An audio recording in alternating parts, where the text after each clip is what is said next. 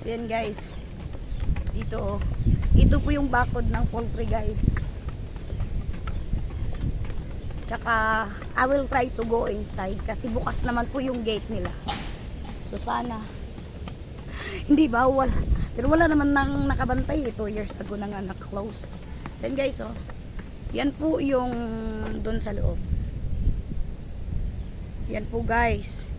Parang abandon na siguro to or kasi nga ang totoong nangyari dito guys is yung talagang may-ari nito, yung nagmamanage talaga is namatay na guys eh.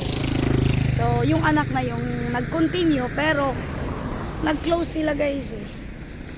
Siguro maraming corruptions at hindi naman ako sure. So huwag kayo maniwala sa sinasabi ko maraming corruption pero ganyan naman talaga. Paano malulugi ang isang negosyo kung walang mga corruption? Diba? So guys, patuloy tayo guys. Punta tayo doon. Oh, yan oh. Sayang yung mga yero dito. Baka hindi namin mamalayan. Kinukuha na pala ng iba. So, kami naman yung maanuhan. Maglakad tayo guys. Saglit lang guys ha. So, ito na guys. Andito na po ako sa gate nila. Pero parang sarado naman ito yung gate. Ayan guys oh. Yan po yung pangalan ng poultry dito guys. Sana hindi ako ma-violation dahil papasukin ko. Pero I'm not sure kung saan sila dumadaan. Close naman to guys. So, ito po yung gate nila. Okay. Sana makapasok. Ay, close. I'm not sure kung saan. Close talaga. I'm not sure kung saan sila dumadaan guys. Sige nga. Uy, sarado naman pala eh. So ayan guys no. Yung main gate po nila ay sarado. Close. Pero naghahanap talaga ako guys ng mapapasukan ko. Sana hindi magagalit yung nagmamay-ari dito guys, yung anak ng may-ari. So patawad po, hindi naman po ako magnanakaw. Ayan guys oh. Papasok ako doon sa butas. Hindi butas na. Cute. Papasok ako dun guys sa nasira na bakod. So, sorry naman po. Yun guys. Alakas talaga ng mga nagmumotor dito guys. Ay dito sila pumapasok guys. Yan. So, dito na rin ako dadaan guys. Sana hindi naku parang malalim naman itong tubig dito guys. So, sige lang okay lang yan guys. Aruy. Ay! Lawong. Grabe oh. Ito guys, ayan na. Sana hindi sila magalit sa akin. Aruy. Ayan guys oh. Uy, binuo ko. Babagsakan ako dito. Dito yung loob guys. So, ang dami palang mga prutas guys oh. Ayun. Dito talaga sila dumadaan kasi nga may daanan. So, saglit lang guys ha. Yan guys oh, yan po yung main gate nila na sinasabi kong sarado. Yan po. Yan. Tapos kasi nga bukas na doon. So diyan ako dumaan. So tingnan natin guys kung anong nangyari. Ano, ang dami nila parang prutas. A lot of fruits here. So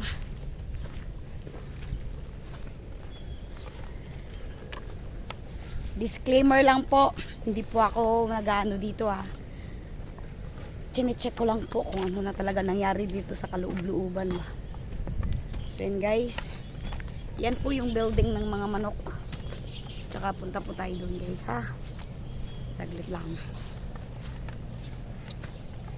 Well, alam nyo guys, ayun dahil sa sobrang, ito nga po pala yung storage room nila. Storage room nila guys dati. Alam nyo guys, this is my first time na pumasok ako dito. Ayan guys pomelo. Ayan, ang dami palang bunga, ang daming prutas dito. Napabayaan na talaga to guys kasi nga ganito pala yung water tank nila dito guys. So, andito na tayo guys. Ayan po yung poultry. Ito yung manok kanila guys. So aray ko po. Aray, ang dami namang ano. Dami namang damo-damo dyan.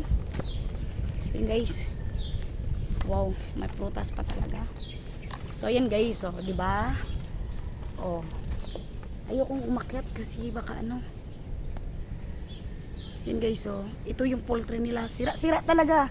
Kasi nga, malakas ang hangin at ulan dito last week. Lagi nga, burnout na naman dito sa amin guys. Guys, doon pa guys. Ang laki pala ng poultry dito guys. First time ko talaga pumasok dito sa loob. Kasi nga, bawal naman yung mga outsider. So yun guys, Is this abandoned place? Abandoned poultry na ba talaga to?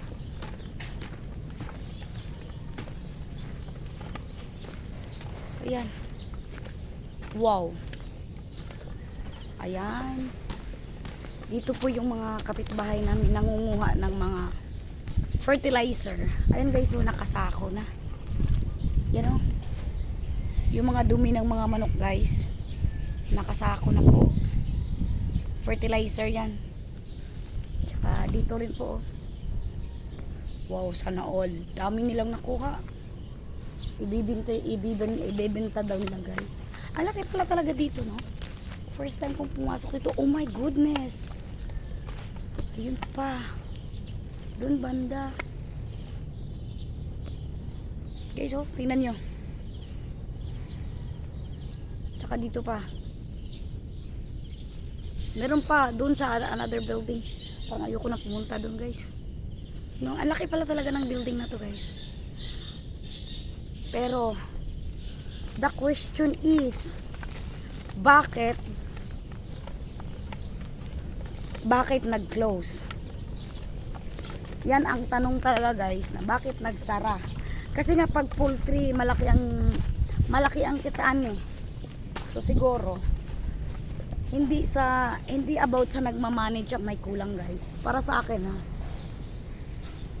siguro yung mga trabahante lang na gano dito. Hindi ko naman sinasabi na ano. Kasi pag matagal ka na sa trabaho, marami nang alam ang mga trabahante dito at marami na rin silang alam kung paano anuhin siguro. Parang ganun eh. Diba? Meron pa palang kubo doon sa malayo pero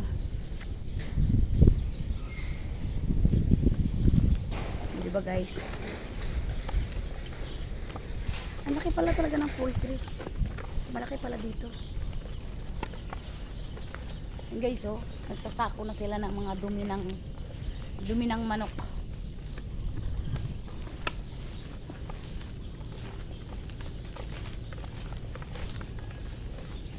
So, punta tayo dun sa kabila guys.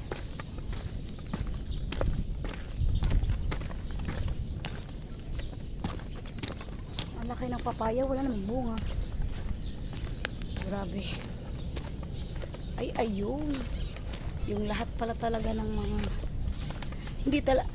first time kong nakakita ng poultryhan guys. Hindi talaga pala basta-basta na gumagawa ng magano ng poultry guys. So guys, yun ang main gate. Tsaka ito yung water tank dito. Ito pa. So parang ito na ata yung last building na may bahay pa doon guys.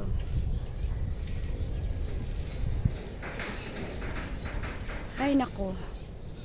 So kawawang may-ari guys.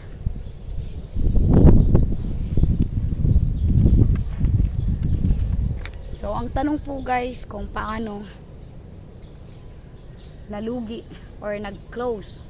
Bakit nag-close? Kaya sa lahat po ng nanonood sa video na ito, comment down below guys. So yan guys. Thank you for watching.